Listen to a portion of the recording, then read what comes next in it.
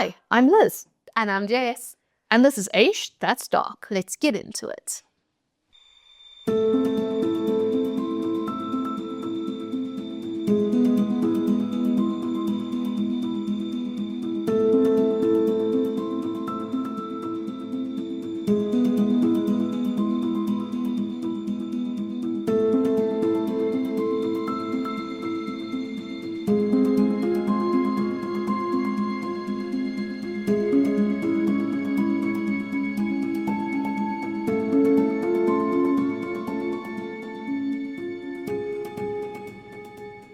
Good morning and welcome back to Eish, That's Dark, the show where we sit in Jess's lounge and talk about the most messed up, haunting, deeply South African stories you didn't learn in school. I'm Liz and I've done the research, so I'll be leading you through the darkness today. And I'm Jess, and I'm here to react appropriately and, I don't know, be horrified by the story because I have no idea what's going to happen today and I'm nervous. Yeah, I have come to look forward to your physical reactions. We actually really need to video our reactions so we can study like the side eyes and stuff. Like, as what's going on, as we have like a dedicated space, then definitely we will have we need a video. We will have a pod lab. Yeah, I think we'll do that. But yeah, how's it going, Jess? How's the weather with you? It's freezing. It's absolutely freezing. Cold. So let's just date today. So today is the May 9th. So the Saturday morning. That's usually when we record. And it's like this week, winter just decided to pop out of its hole and be like, all or nothing, baby. Yeah, it's like, listen, autumn? No, we're just going to jump right into it. And it has been shocking. It has really been so unbearable. I feel like my heater's been going. And then yesterday I was sitting by my desk and I had my heater, so it was blowing on me. And then I had like my feet on a hot water bottle and a blanket over my whole house. So cold. Oh my gosh. Yeah. See, no, I don't have that. I know the insulation in my house or in my apartment isn't the best. So like there's still wind coming through the doors. Yeah. And the bottom. I put a tree over my house. So it's like, Oh, it doesn't get the sun doesn't like go through the, I don't know, heat up the house. Oh, great. That's fantastic. Well, that's cold. us. So we hope y'all are staying. Hope you're staying warm. Yeah, warm and cuddly and fuzzy. And just remember, if you are cold, your pets are cold too. That's something to remember. Right. So as always, we want to say very quickly before we get into our show that it is victim-centered. These are real people and real families. We don't make fun of our victims and we take our time with them. We give you their names and their full story. Okay, so genuinely, you haven't told me anything about the story. I literally was like, what are you doing today? And she's like, oh, I'm not even going to try to pronounce it. But, and I'm like, I don't know anything about that. And usually like, I'll at least know the name of the story you're doing. And I was like, okay, I've kind of heard of that case, but now I really don't know anything. Yeah. And all I really know is that it's the Northern Cape and there's water and I hate water. So yeah, I'm a bit nervous. You're nervous, yes. But like it's also confusing because the Northern Cape is not known for water and I think it's currently in a drought. So they kind of don't go together. Yeah, it is famously dry. And I sent you a WhatsApp yesterday after I was like just done like editing the last bits of the script and everything. And I was like, my dude, you are not ready. I was so confused about that. I was like, are you like, Jess, you're not ready. I had to be like, my dude, my guy, you are not ready. So like, like, what is it called when you put like so much emotion behind a text? Oh, you've never seen me like that emotive in a text. There we go. But also, let's just say that it's because I finished the script and everything and I found myself like psychologically impacted by it. But we will get exactly into it. So as you said, it is in the Northern Cape and that is exactly why the story is going to mess with you. Today we are going underground into one of the deepest sinkholes on Earth in the middle of absolutely nowhere. Yeah, that makes me so nervous because I'm like underground and water and I'm like claustrophobia and also scared of water and Northern Cape and underground and it's all stuff that's making me stressed. Oh, you should be. This stressed me out.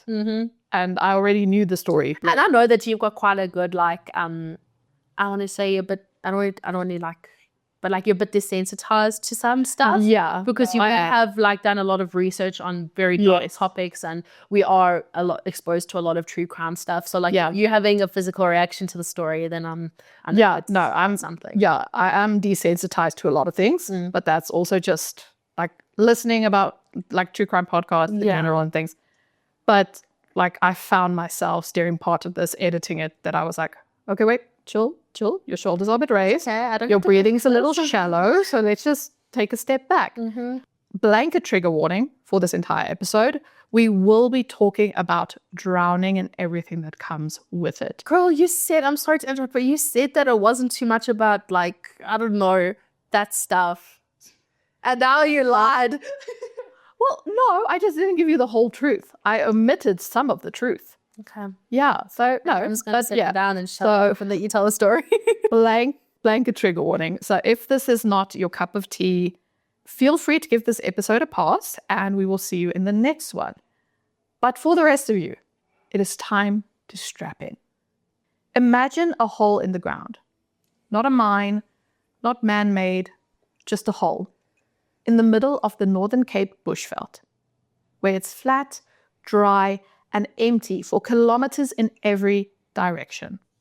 It's sheep country, farm country, the part of South Africa where the nearest spa is an event. And for some of our other international listeners, or for those who don't have a spa, that is SPAR. It is a grocery shop. It's not a SPA, like a relaxation. Like a spa. I think for there to be a spa in that region, that would be the biggest news and it would be sold out in advance for months. But I digress. Spa has good specials though sometimes. We love a spa. And there's always a spa in the most remote locations. Like there won't be a Pick and Pay, there won't be a Checkers, but there will always be a spa. Or an OK Foods at least, which I think is under the same family. Yeah. Anyway, we're getting off the topic. It's like we're trying to like put off speaking about the actual thing, but let's continue. So in the middle of this nothing, there is a pool of water, about 15 meters across. It looks like a regular farm dam with ideas above its station, which, it's a little weird. Wouldn't you find that? But also, how did this like get there? So I don't know. I'm like, how, like, what is it doing there? See, that's But you said it was a sinkhole. Hey, did you say it is a sinkhole? But it's still weird to me. Like, usually when you have a body of water or a pool of water, you can somewhat make out the bottom. But here, you cannot see anything. It just goes down and down and down into a darkness that envelops everything it touches. 282 meters, nearly 300 meters straight down, or approximately 918 feet for those who use freedom measurements. So it's one of the deepest freshwater sinkholes on the planet, right there in the bushveld between Danielskuil and nowhere. I'm so nervous right now. Like, talking about, like, I hate water, and I'm just picturing this pool, and like, you can't see anything, and I would, not for me. But 280 meters. Yeah. Like, that is insane. But like, I struggle to like picture it in like a real world setting. Okay. You know what I mean? Like, you can say it, and then it's like, but. Okay, so let me give you like more of a better example. So that is roughly the height of the Carlton Center, the 50-story skyscraper in central Johannesburg. So that's 50 stories. It was the tallest building in South Africa for 46 years, from 1973 until 2019. So I think Jess is pulling up a picture. She's like, no, I need to see this for myself. But imagine that building, right? So do you have a nice picture of the Carlton building right now? I think I know which one you're talking about. I'm just trying to, I don't want to say something. Yeah, so it's like a big shopping center now, and I think there's a hotel above it, but it is in Joburg CBD. Isn't it? It's just a big rectangular building. Isn't it closed now? Well, I did Google everything, and apparently it's still open. It's like there's a mall in the basement. Yeah. I haven't heard of that. I thought it closed down. I thought, maybe I'm thinking of it different. I'm probably thinking of it. Maybe you're thinking of the circular one. I want to say like the Maybe. Vodacom tower or something. Maybe. But yeah, But no. yeah. So No, that's insane. no, so the Carlton Center, it is very big, 50 stories, right? So imagine this building, like someone picked it up, turned it upside down, and placed it in that hole, underwater in the dark. It would not That's stick also out. a very disturbing image. Thanks for that. You're most welcome. Like, I don't know. I feel like I can't remember the name of the fear, but like seeing like massive things underwater. Submegalophobia. Yeah, That's it's it. not. I also don't. disconcerts. I don't Just like put that it. image in my head.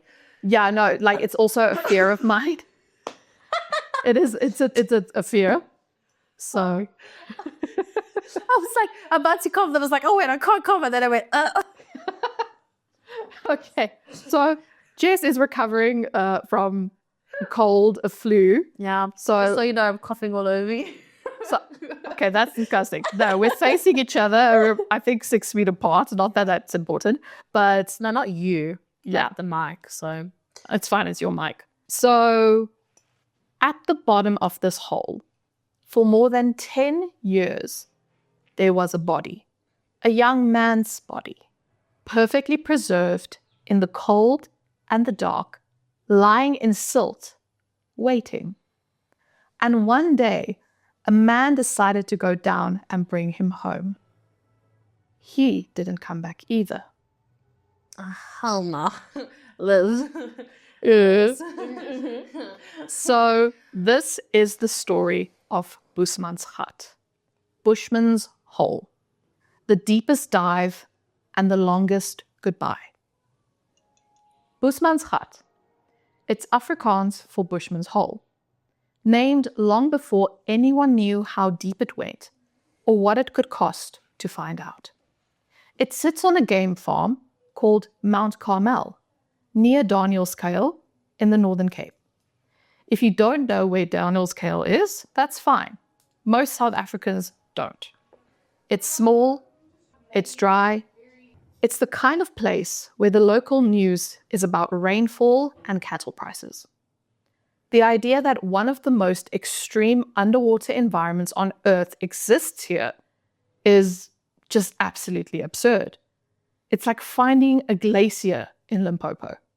The fact that it's completely inland as well. It's not near a coast or anything. No, It just gets completely me. I'm inland. like, yeah, I don't know. Just in the middle of absurd. nowhere. It's like, okay, it doesn't fit. I feel like the start of a horror movie. Like in the middle of nowhere in bush, there's like this deep, dark hole. So it is hours from the ocean. To get there, you drive through Karoo-like landscape. You turn onto a farm road, you walk through bushveld, and you've arrived. You mean Karoo?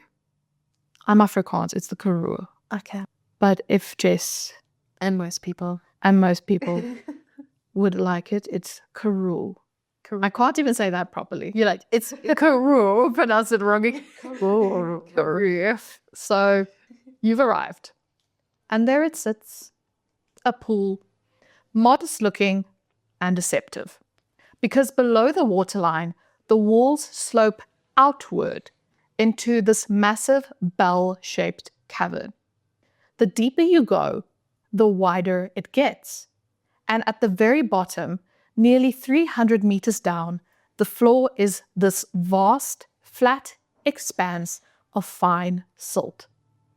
The water in the upper sections is some of the clearest fresh water in the world. You can see for tens of meters. Divers describe it as otherworldly and utterly beautiful. But at the bottom, it's cold, near freezing and dark.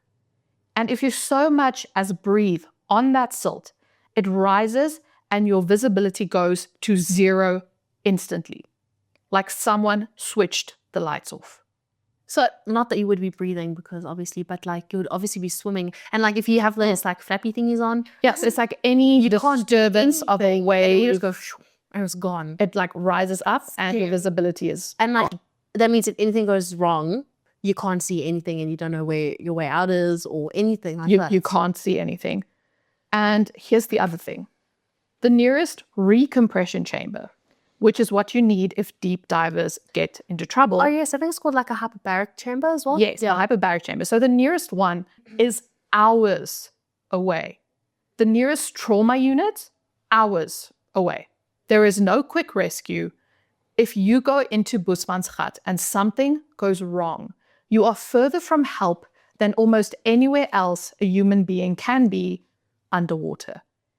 And people go there on purpose. The fact that people voluntarily do that, even though they know that there's no help, but also, why isn't there help there? Because people know that divers want to go there. So why isn't there something? See, I don't think people go there on such a regular basis and go so deep to cause such, I want to say, trauma, and you get the bends, that the government deems it necessary to build a hospital there, because it's sparse. There's not a lot of people there. I'm busy looking at pictures. I'm not just like obviously ignoring you. And actually, it's really pretty. I would say beautiful. There's some it's like gorgeous, little like if you look at that, it's like very clear water and stuff. But then if you see the picture of the diagram, it looks like a bowl. Yeah. It's just like a small opening, and then it's like a bowl, and it's just like. But also, if you think, it looks like a small opening, but remember, it's 15 meters across. Mm-hmm. So then if you take that and put it into perspective, how gigantic is the bottom of that bag? And it looks like there's a bunch of little nooks and crannies. So like, imagine if you just got stuck in that one little corner. Oof. And then like you charge some up, then it's like, and you keep hitting wall and wall and wall. No, it's terrifying. That's so scary. But yeah, because Boesmansgat is to extreme deep divers what Everest is to mountaineers.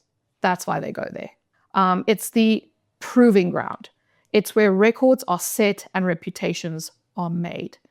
The South African deep diving community is small, but it is world class, and Boesmansgat is their Everest. But much like Everest, the hole can claim lives too. December 1994, a young South African diver named Deon Dreyer went into Boesmansgat and never came out. Deon Dreyer. His name matters in this story more than almost anything else. Deon was about 20 years old, South African, a young man in the deep diving community at a time when that community was doing extraordinary and dangerous things at Boesmansgat. The 90s were a frontier era for technical diving in South Africa. New equipment, new gas mixtures, new depth records, and very few rules. If you wanted to dive to 200 meters on gear you'd largely assemble yourself, nobody was going to stop you. And that puts me off so much, but like, how was there no regulations on that? Like, yeah, so they the were 90s wasn't that long ago. It was like 25 years ago. Exactly. So there weren't really any regulations at that level. So these were highly skilled divers pushing the edge of what was technically possible. Some of them, like Nuno Gomes, a Portuguese-born South African engineer, would go on to set legitimate world records at Boesmansgat. Gomes reached 282 meters, the deepest cave dive in the world at the time, and nobody had gone deeper. That's amazing though, like the fact that he could do that. That he did that. And also, you know, with gear that was probably mainly assembled by himself. I don't know what gear he used. It's the fact that he went down and he managed to do that. He survived. Great South Africans. But yeah, be safe, don't do that. Yeah, please don't go push the boundaries just because you feel like you can. But the line between pushing boundaries and getting killed at these depths is measured in seconds and millimeters. Unfortunately, Deon Dreyer was, by most accounts, on the wrong side of that line for his experience level. On 17 December 1994, Deon went into Boesmansgat. What exactly killed him, we don't fully know.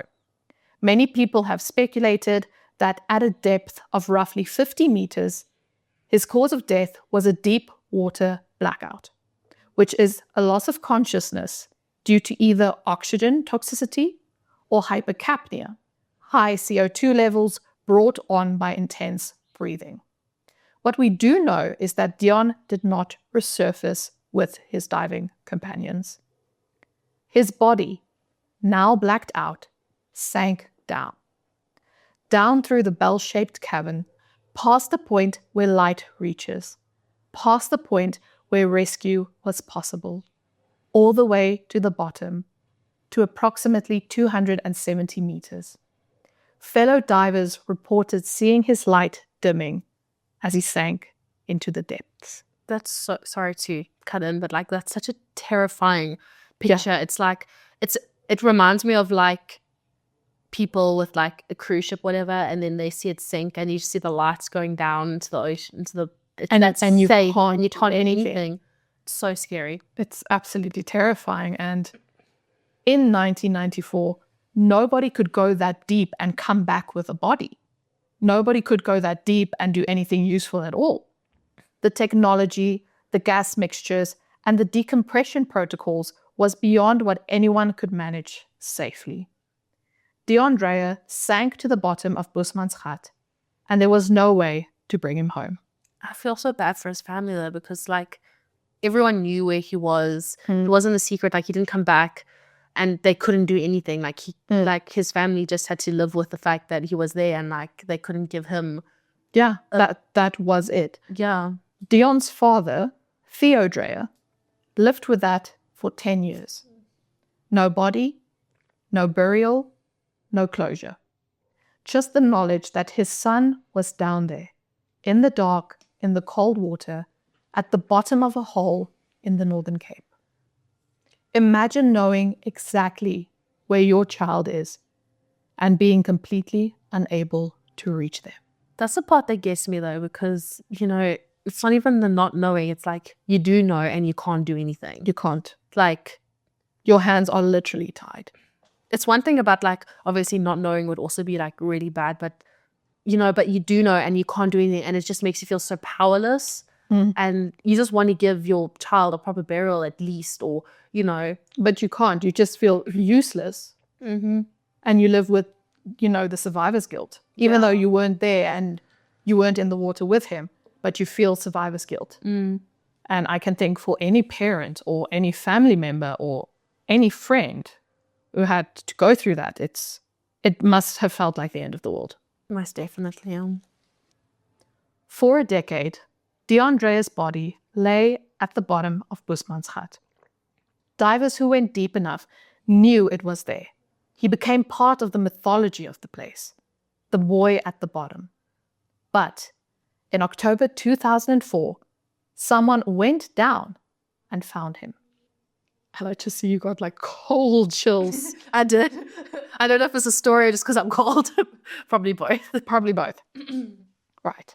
So Dave Shaw, 55 years old, was an Australian who lived in Hong Kong, where he flew commercial aircraft, reportedly for Cathay Pacific. He lived with his wife, Anne Shaw, and their beautiful children. I like the name Anne Shaw.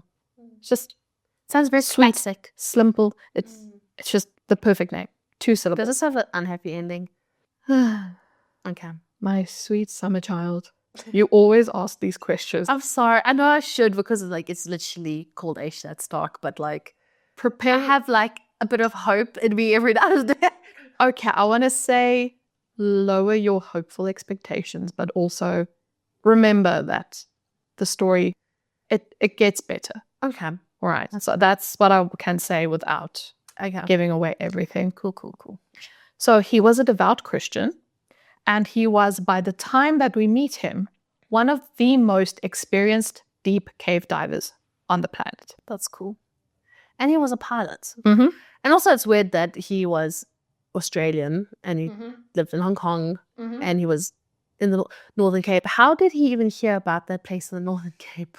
I think maybe because he was such a very good experienced diver. So, but it's still such a random place. Yeah, it's absolutely random. Yeah. But Boesmansgat draws people from everywhere because there are maybe 5 places on Earth where you can do what Dave Shaw did.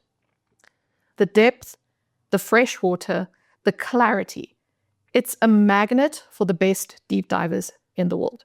But also, you know, I love that about South Africa, because we get hidden gems like that. That is true. You know, like I don't know many other places, because South Africa really isn't a big country, but we have so many beautiful. Africa as a continent has so much to offer. And then you go down into South Africa, which is big but really tiny.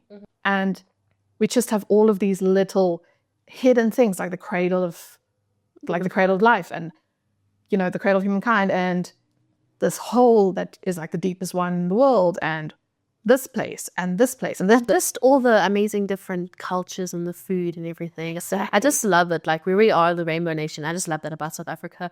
Yeah, you go from province to province and you're like, this is the Ndebele people. Yeah. Here's the Khoisan. Here's these people. We're so diverse. And it's just crazy to me because like you go to America and South Africa is the size of one of their states. I don't know. It just is crazy to me. It's like we're literally the size of a state. That's the weirdest thing. Yeah. When they say, okay, you're going to go from, let's say, Los Angeles all the way on the coast to Washington, you drive, like we would drive to go to Cape Town, but it's like 12 hours. Yeah, times 4 or something. Yeah. It's really, really big. Yeah. But yeah, we do have. Africa. Shout out to our country. Shout out to South Africa. The people, Yeah. the nature, everything's the best. Some things are not. But you know what? We agree to disagree. Yeah. So at least we've got a beautiful scenery. Yes. And landscapes and stuff. Yes. And wildlife. We can have that. So everything. Not everything. But let's get back on track. So what you need to understand about Dave Shaw is that he was the opposite of reckless. He was meticulous and he planned obsessively. He trained exhaustively. He approached deep diving with the same discipline he brought to commercial aviation. Checklists, protocols, redundancy, margin for error. The man did not wing it. That's pan. Did not even realize.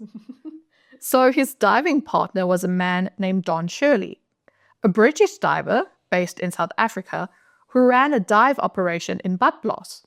Do you know where Badplaas is? Yes. No, no.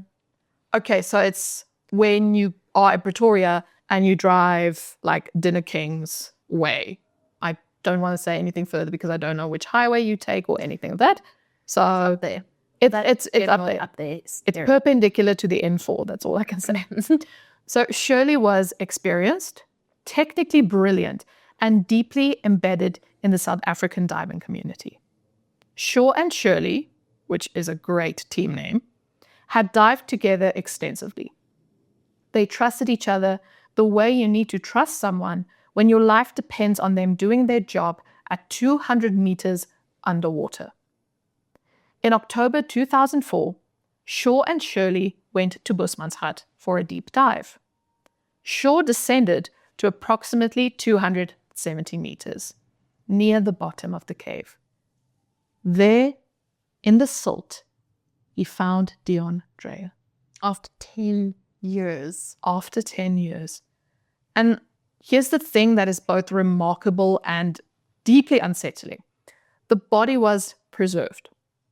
The cold, the depth, and the freshwater conditions had triggered something called an adipocere formation. Oh, I've heard of this. It happened to a few bodies in like a not a swamp. Oh, like the bog body. Yes, it's literally Yes. yeah. So it's a process where body fat converts into a waxy soap-like substance during decomposition of dead body fat in moist conditions. It's nature's version of embalming. Deon Dreyer, after a decade, didn't look entirely like a skeleton.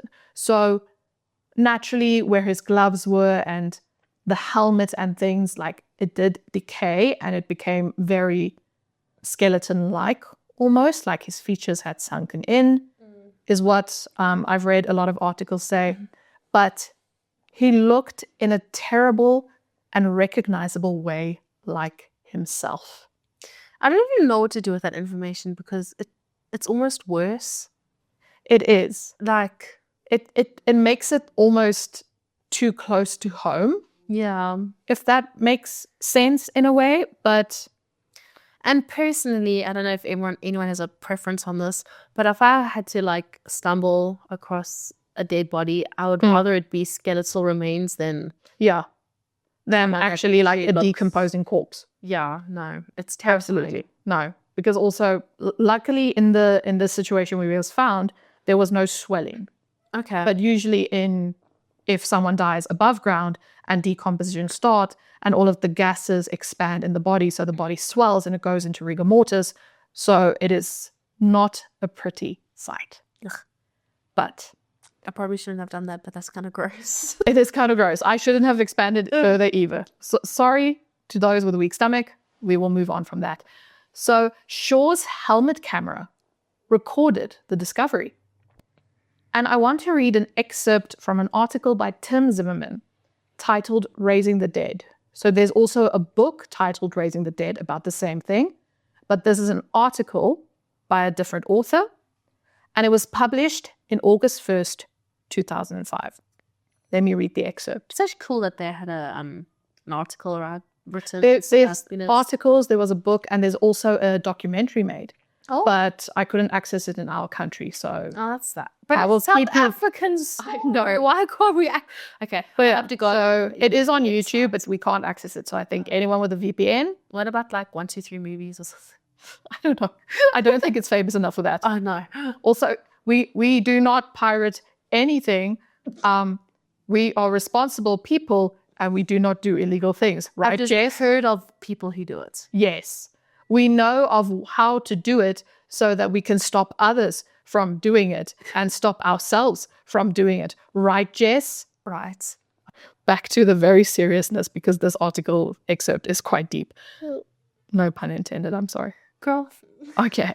So this is the excerpt by Tim Zimmerman in his article, Raising the Dead. Shaw touched down on the cave's sloping bottom, well up from where Gomez had landed, clipped off the cave reel, and started swimming. There was no time to waste. Every minute he spent on the bottom, his VR3 dive computer said he was now approaching 886 feet, would add more than an hour of decompression time on the way up. Still, Shaw felt remarkably relaxed, sweeping his light left and right, reveling in the fact that he was the first human ever to lay line at this depth. Suddenly, he stopped. About 50 feet to his left, perfectly illuminated in the gin-clear water, was a human body. It was on its back, the arms reaching towards the surface. Shaw knew immediately who it was. Deon Dreyer, a 20-year-old South African who had blacked out deep in Bushmans 10 years earlier and disappeared. Divers had been keeping an eye out for him ever since. Shaw turned immediately, unspooling cave line as he went up.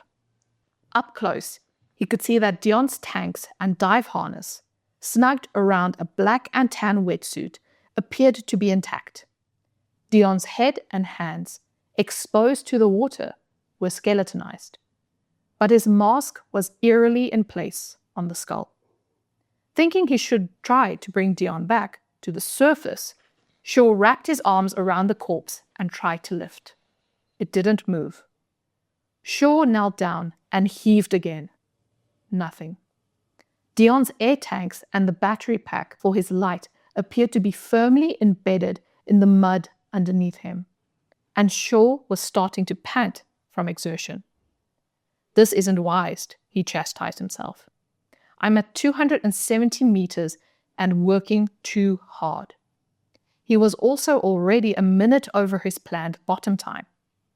Shaw quickly tied the cave reel to Deon's tanks so the body could be found again, and he returned to the shot line to start his ascent. Approaching 400 feet, almost an hour into the dive, Shaw met up with his close friend, Don Shirley, a 48-year-old British expat who runs a technical diving school in Badplaas, South Africa.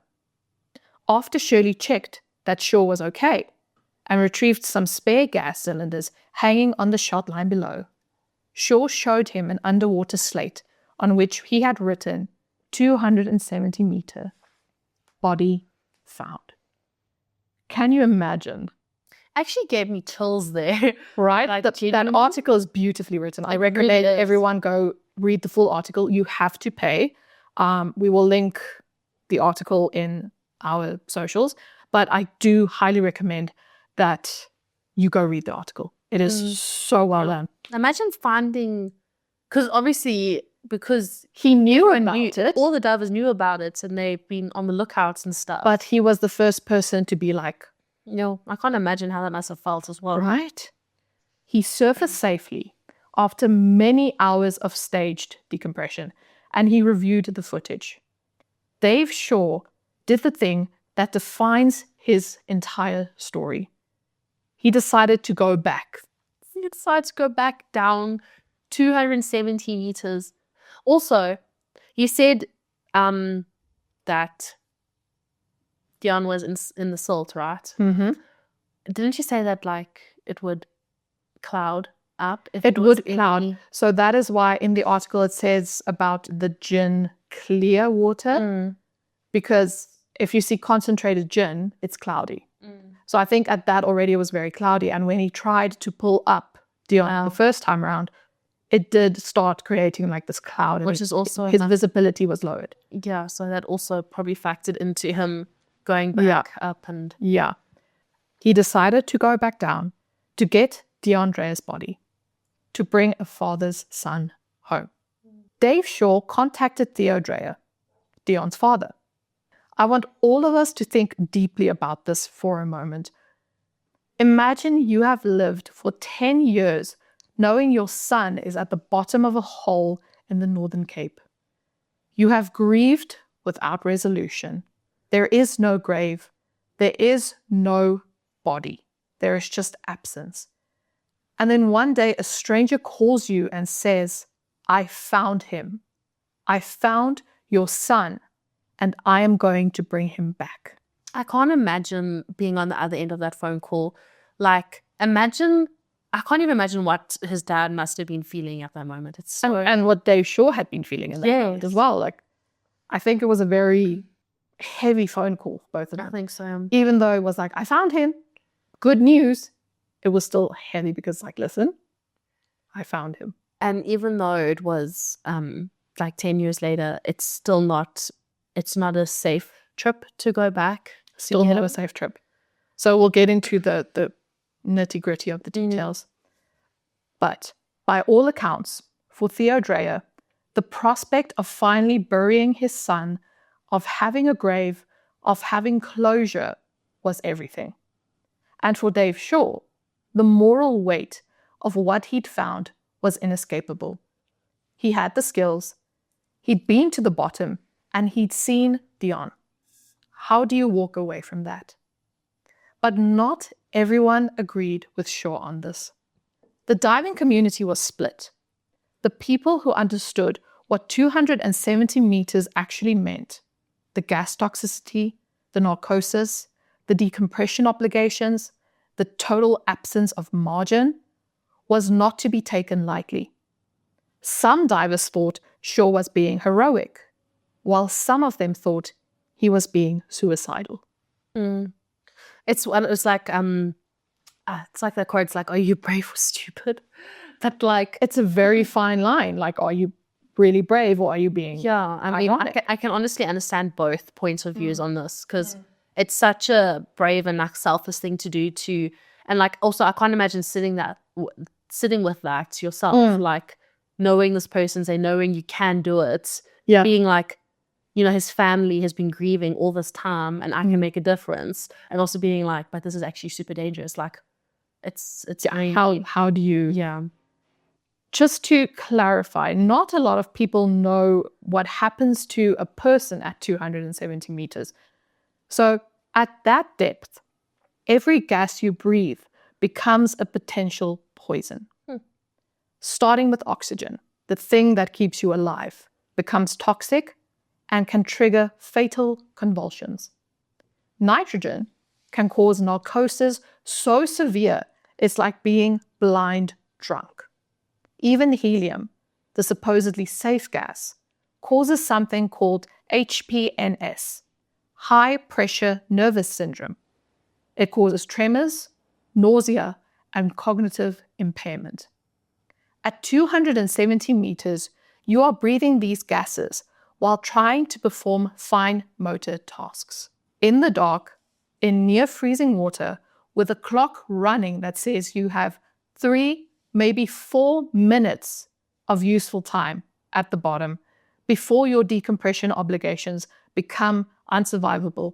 That is 3 to 4 minutes max. You The can spend entire window is like, 3 to 4 minutes only damn. to find a body in the silt, maneuver it into a body bag, seal the bag, attach an inflatable lift device, inflate the device, and get out. He has to maneuver it into a body bag. He still has to do that part as well. You know how heavy dead body- weight is? It's still in water, but it's dead weight. Yeah. You have to maneuver that. And he's got other stuff like heavy gas tanks and other stuff. All of those attached to him things. and- All while wearing thick gloves Mhm. with impaired cognition. So because of the silt, like the more you move, the more it's going to kick up dust. Yeah. And you won't see That anything. means you can't panic either. You need to move can't panic. so, like, you can't move fast to get it done. You have to, like... You have to be so slow, but you also have to be slow and fast for 2 minutes. And in those conditions, if anything goes wrong, it will kill you. But it's just not enough time. Like, how could that possibly be enough time? So Shaw believed it was enough. He practiced the body bag procedure on the surface over and over. He timed himself, planning every second. Then, on January 8th, 2005, Dave Shaw went back to the bottom of Boesmansgat. Imagine how you must be feeling in that moment. Like, the anxiety and... Like adrenaline, anxiety, fear, excitement. I think you kind of feel like, okay, this is how it's going to go. Yeah. It can go one of 2 ways. The one is everything goes perfect in that tiny time frame, or everything goes completely wrong There's no in between. and you die. But on a side note, sorry, when you said that, you know, like the more you want to move fast and then like, you know, you can't, whatever. It reminded me of this saying that my dentist said it to me once, more speed, less haste. So like the more you like try speed something up or do it faster, like the less like hasty you actually are, because you'll be making mistakes and stuff. So like you have to like, if you just like take a breath and do it slower, it actually will be faster. So Yeah, it's like that think mental while game. doing it. It's that mental game of like, no, I can't speed up. I have to like slow down. Yeah. You know, and I've been Like- in like stupid situations where I'm like, even if it's just a game, whatever, and like I know there's a time limit, and then my body's like, oh, let's do it fast, whatever, and then like I make a mistake because I'm going fast. So Yes, but then and this isn't even like, that's just a stupid game. It's not your life that you're dealing with. exactly. And speed and haste, 2 completely different things. Yeah. So thank you to Jess, dentist. That is a good rule of thumb. Now, January 8th, 2005, Boesmansgat, Northern Cape. The support team is in position. Divers at stage depths along the ascent route, each with their assigned role and their assigned gas. Don Shirley begins his descent to his deep support station, approximately 220 meters down. His job is to be the nearest human being to Dave Shaw if something goes wrong. Theo Dreyer, Deon's father, is at the surface. His father's there. He's watching it happen. That's so much more pressure. He's Right. there waiting for his son to come home. I know. I understand that. Like, But that's so much pressure. but I would rather, you know, like Dave Shaw was there with just the people he needed there, because it would be less pressure on him. I feel like It will be less pressure on Dave, but also imagine that's your child. And it's like, okay, while they're doing this, I want to see them succeed. But Yeah, I get both sides. 'Cause, Yeah. like I want to be like, if I was Dave Shaw, I'd be like, if this family member's there, I would feel so much more pressure to get it right and stress more.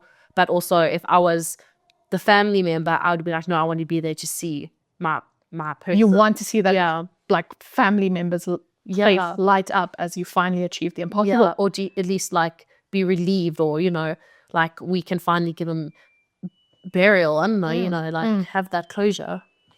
Right. So Dave Shaw entered the water and began descending. Helmet, camera, rolling. He descends down through the crystal clear upper part, past the sunlight, past the point where the cavern opens wide. into the cold and into the dark. 200 meters, 220, 250, deeper than almost any human being has ever been in a cave. Down to the bottom, to the silt, down to Deon. Shaw reached the bottom. He found Deon's Dreyer's body exactly where he'd seen it in October. He began the recovery procedure. Body bag out, approach the body, begin the work. And almost immediately, things went wrong. I was dreading this so much. The body was harder to move than expected. 10 years in the silt caused Deon's body to be embedded, stuck, not lying neatly at the top of the sediment the way Shaw had planned for, but partially buried in it. Getting Dreyer into the bag required force, physical effort, wrestling. At 270 meters, where you said every millisecond, every heartbeat, like every moment matters. Precisely. Where exertion is the one thing you absolutely cannot afford. Shaw disturbed the silt. In seconds, the clear water became an opaque white cloud, a total silt out. Zero visibility. Shaw was working blind, seeing by touch and by fading cognition, at the deepest point of his life. His breathing rate spiked. More air was consumed every second.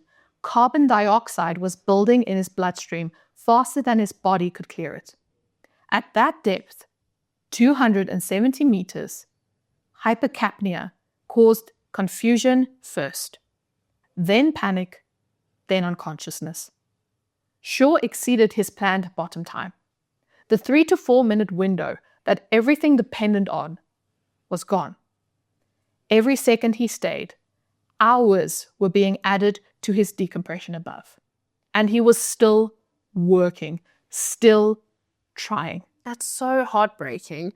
But also, I just wanted to quickly say something about decompression time, because I was also curious about that. So I quickly looked it up. So the furthest anyone's ever died is 1,090 feet, which is very low, right? Yeah. But it took them 12 minutes to get there. But it took 13 hours to get back up. That's the thing. Because he had to, have a safe descent time. That's why, it's crazy. You can't just go down and be like, oh, I'm going to be fine when I go back up. So I think it does mention the decompression time in this, but that is true. It's basically for the amount of minutes that it takes you to go down. Turn that into hours. Yeah. And that's how long it takes you to go back up. And it's terrifying. It could take you the whole day to go down and to get back up. And the getting back up is the worst. Shaw became entangled in the silt out, in the dark, with degraded motor function and impaired judgment.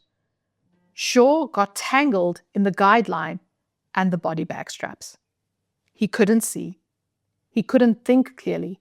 He couldn't free himself. He was trapped at the bottom of a 270-meter cave with no way up.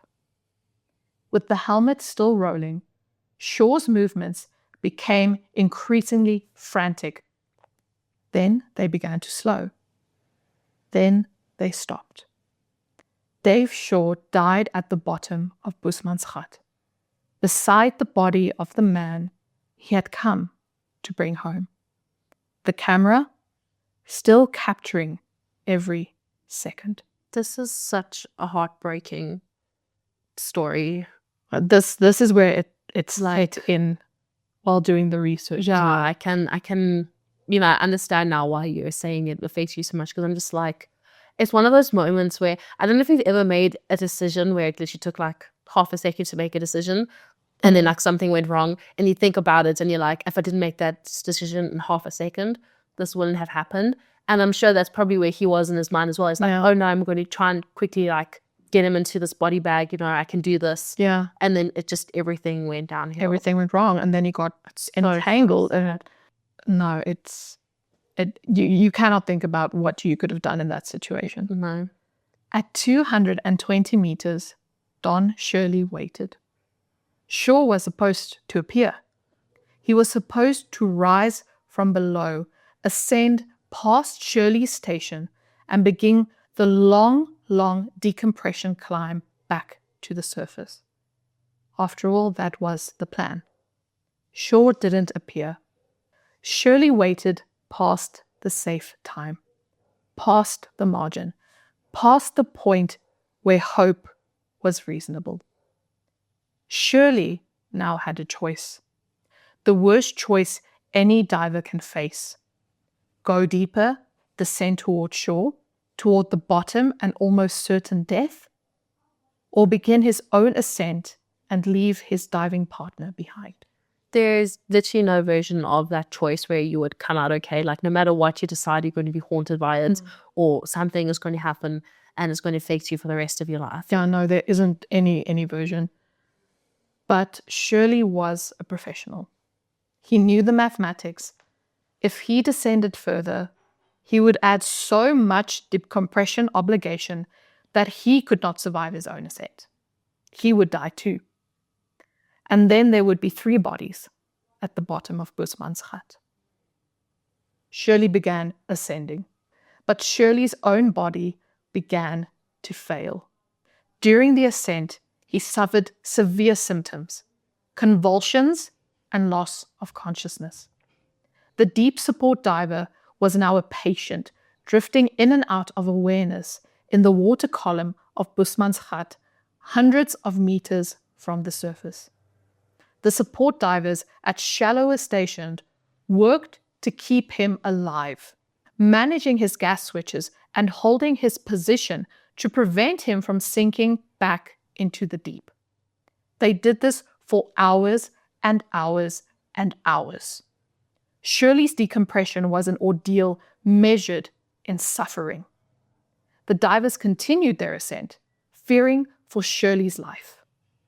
When they finally reached the surface, Don Shirley survived within an inch of his life.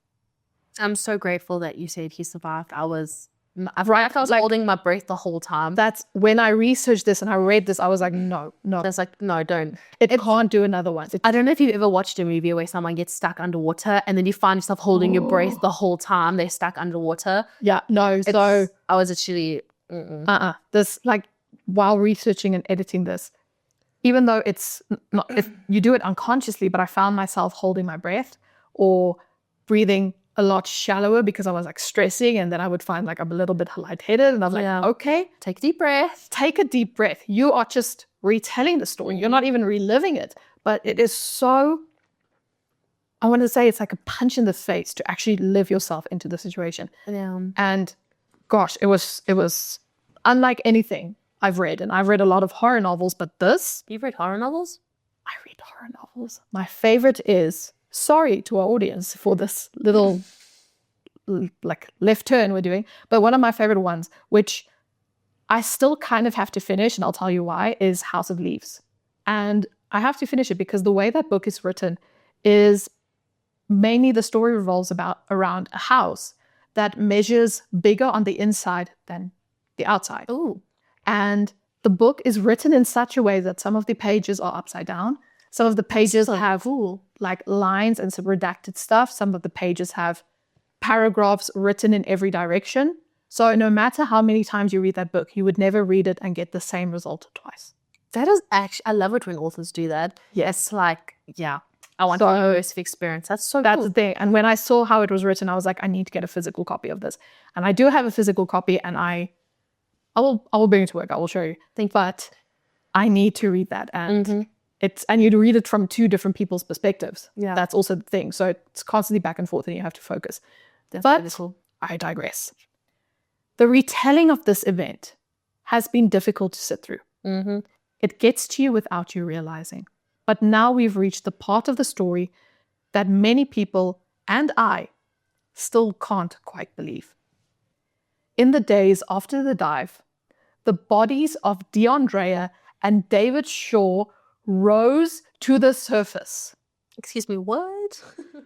What? Both bodies reached the surface by themselves together. Physics gave us an explanation. Gases expanded in Shaw's equipment as the buoyancy dynamics shifted, the partially inflated lift device, decomposition gases, the body bag Shaw had managed to partially secure around Dreyer before he died, all of it combined to generate enough lift to bring both men up from 270 meters. Dave Shaw, in death, accomplished what he had set out to do. He brought Deon Dreyer home. I actually got goosebumps, you know. Like, he did what he set out to do in a way that no one ever wanted or ever planned, but he did it, and it's amazing, but it's so sad at the same time. So Theo Dreyer received his son's remains after more than 10 years. He could finally bury his boy. He could stand at a grave and grieve like a human being is supposed to grieve, with a place, a body, and an ending. Anne Shaw, Dave's wife, lost her husband, their children without a father. But the thing he died doing, the mission he gave his life for, was completed. Not quite by him, but because of him. Because he went down and tried. Because even in dying, he held on to Deon Dreyer long enough for the physics to do the rest. I've said this so many times, but I got goosebumps. It is. You know when your whole body feels like it like reacts? Yeah, it just, the story. you It's get like- this involuntary chill just going down your Yes. spine, but it's a good chill in a way.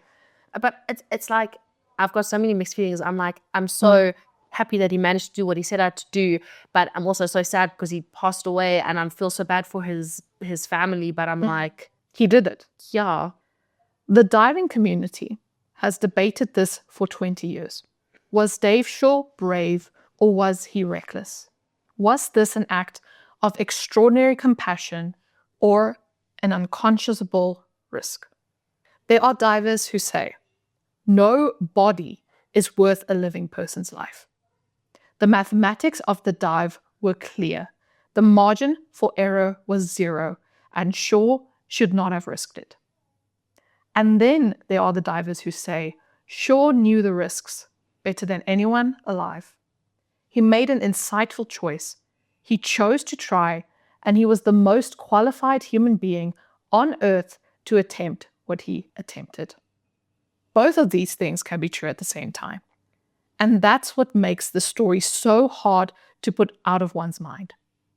The helmet camera footage, which had been viewed by the families and analyzed in documentaries and in Philip Finch's book, Raising the Dead, shows a man working desperately and methodically until the conditions overwhelmed him. Shaw did not panic, and he did not give up. He ran out of time and air and cognition in that order, and then he was gone. What does Deon's father say? Does he say anything about this? Like, has he commented or? So from everything that's been reported, the Dreyer and Shaw families developed a bond, forged in the most impossible shared grief.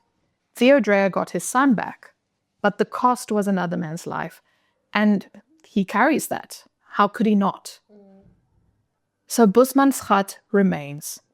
It's still there in the Northern Cape, quiet and deep and indifferent to what it has cost. Extreme divers still go there, and the diving community still debates the Shaw-Dreyer dive. You know, I'm still like shocked in the sense that they haven't like closed the sinkhole. I mean, I would argue, why would you? Because obviously they would say, like, listen, if you're an inexperienced diver, you're not allowed. But if you're an experienced diver, then I think they know the risk. And they know that you go down to a level that you are comfortable with, and you know when you need to ascend. Yeah, I think that's the biggest thing, is that you need to know. You can't like lie to yourself. You have to like know your limits 100% before you even attempt something like this, because if something goes wrong, then like... And you can't go alone. Yeah, definitely. You need to have people with you. Yeah, but you should never dive alone, like, ever. Like, no matter where you are, if you're in the ocean, if you're just diving for like spearfishing, whatever. You should never, ever dive alone. I can't remember this saying about diving alone. I'm going to see if I can find it. See if you can find it. So the saying is dive alone, die alone, because obviously if something goes wrong and you're alone, then No one can get you out of that mess. yeah, no. That But dive alone, please, guys. is shocking. Yeah. I mean, it rhymes and everything, but Is that what you took from this? no, because immediately when you said dive alone, die alone, I was thinking arrive alive. And now I'm like, it's not one of the nicer ones, but it's straight facts in your face. Just be safe. Just go with someone, Yeah. So to continue, Philip Finch's 2009 book, Raising the Dead, remains the definitive account. Shaw's helmet camera footage has been featured in documentaries and diving safety analyses worldwide. South Africa's technical diving community remains small and world-class. Records continue to be set, even though the risk remains the same. Don Shirley survived his ordeal. The support divers who kept him alive that day are the heroes of his story who rarely get named. And somewhere in a cemetery, Deon Dreyer has a grave because a man he never met decided it mattered. Such a powerful message, actually. But also just the divers who did save Don Shirley, like, it's amazing that they were able to do that. To them, Also, I couldn't find a lot of names. But to whoever they are and whoever their families are, like, that's amazing. Like, You are a hero. yeah, it was a lot of work. And it also, goes hand in hand with what I just said, because if Don Shirley was alone, then he would have died as well. He would have died. And there were people Yeah. that brought him back to the surface. So, unfortunately, I don't have the names of those divers who supported Don Shirley, but I think we all can agree on one thing, that they did manage to keep this man alive, even though it was an absolute ordeal. But They're the heroes of the story, I think. they are. And thank you for what you've done Yeah. for Don Shirley. So there are many other names in this story. Deon Dreyer, 20 years old, a young man who went into the water and never came out, who lay at the bottom for a decade, who deserved to come home.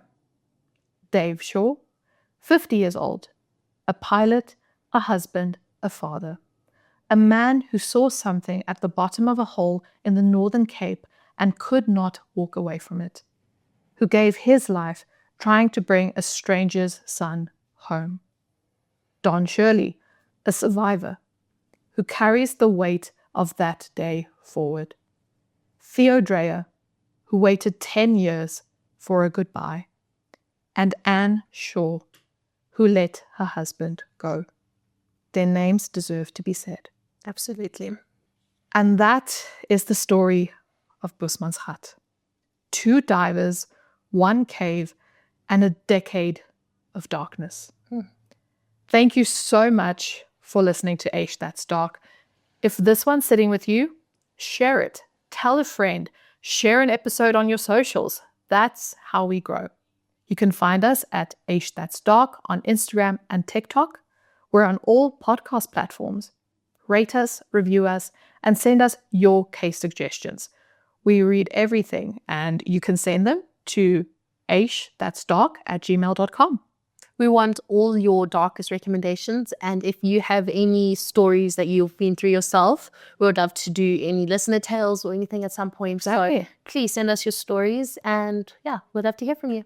One day you might hear it from us. Exactly. And that is us for today. Stay safe and stay skeptical. And maybe don't volunteer to retrieve something from the bottom of a 270-meter cave, even if you've practiced it to perfection on dry land. But also, bless Dave Shaw and his family. Agreed. We'll see you in the next one. Bye. Bye.